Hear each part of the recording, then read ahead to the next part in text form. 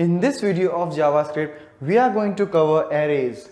In computer science, array is basically a data structure which allows us to store multiple values in a single variable.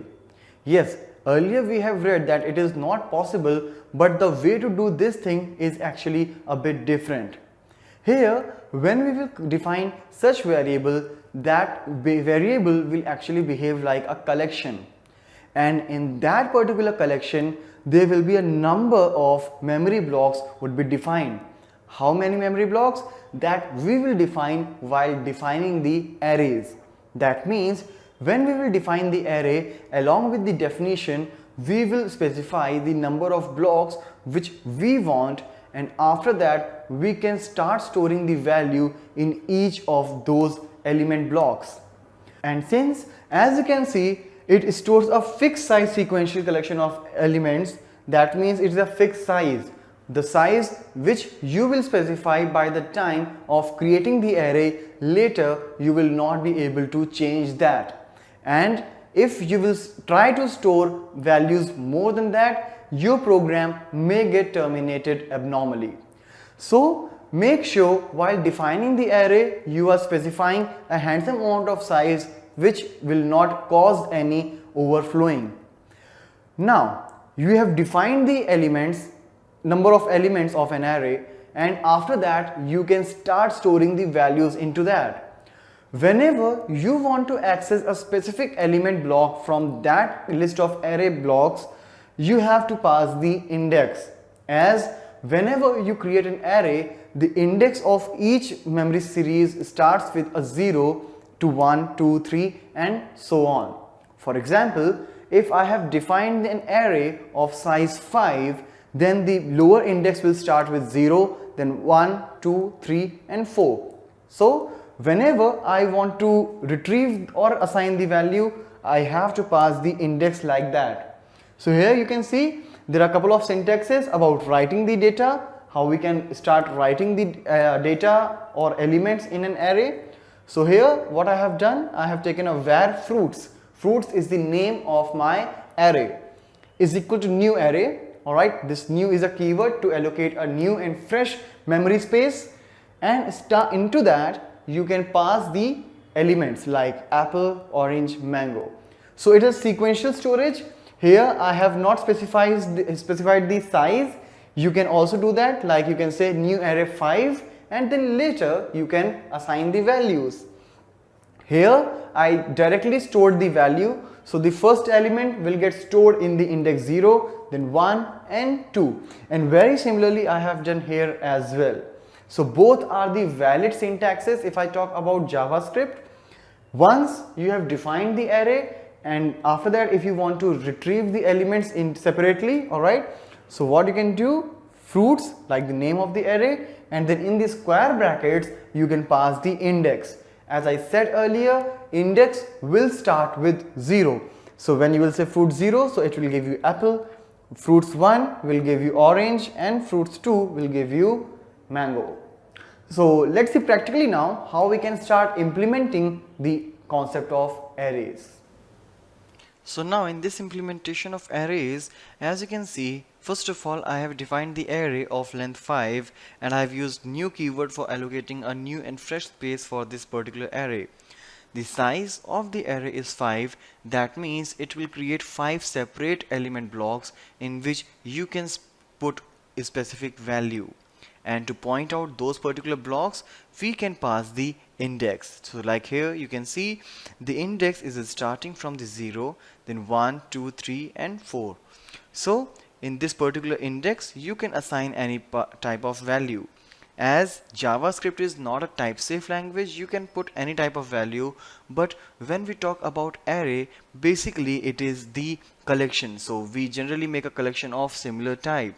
Here I have put the value of same types, and now to read that particular array, what I can do is I have just written a loop which will start from the 0 till the less than 5, that means 4, and obviously it will run, this loop will run from 0 to 4, and at every time I am running this, I am reading the ith index which is changing from 0 to 4.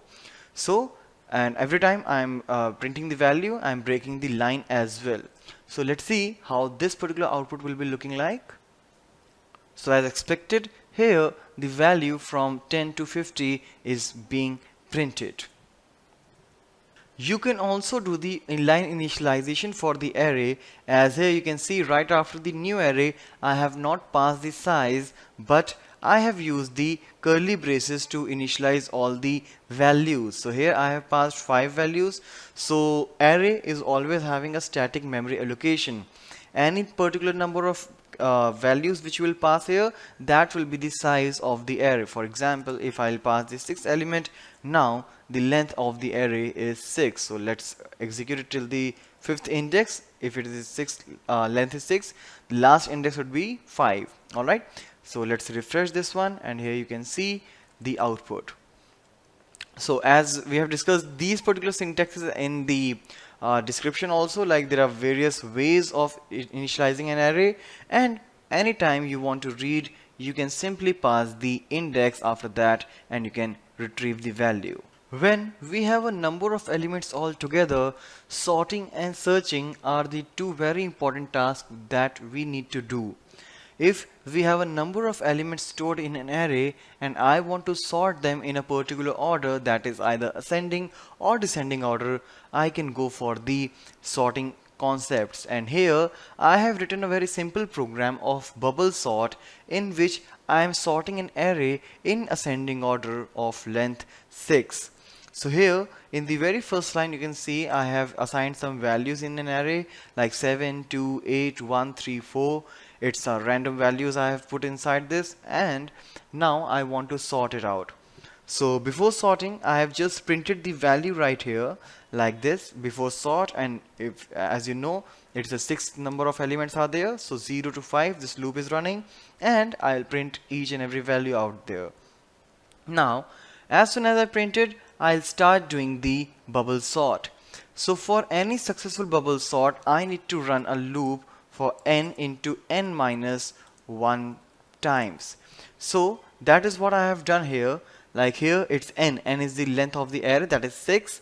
So this loop is running for the 6 times, inner loop is running for the 5 times, so overall it will be running at the 30 times.